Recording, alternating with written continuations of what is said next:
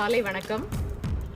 Walkers team சார்பா இந்த இடத்துல இன்னைக்கு எல்லாரும் இங்கே கூடியிருக்கிறோம். அதுவும் அப்படியே பசுமையாக இருக்குது.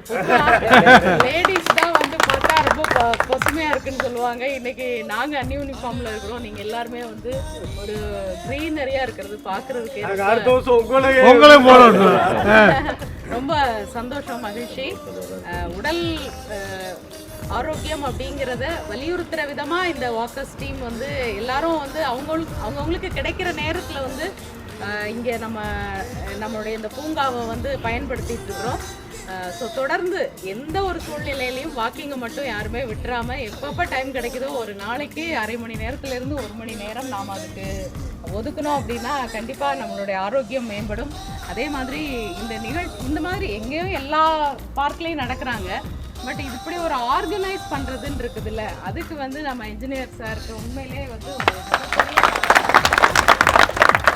அவங்கவுங்க வந்தோம் நடந்தோன்னு போகாமல் இப்படி ஒரு கம்யூனிட்டி மாதிரி இதை கிரியேட் பண்ணுறதுன்றது ரியலி இட்ஸ் ஆசம் சார். மனமார்ந்த வாழ்த்துக்கள், பாராட்டுகள்.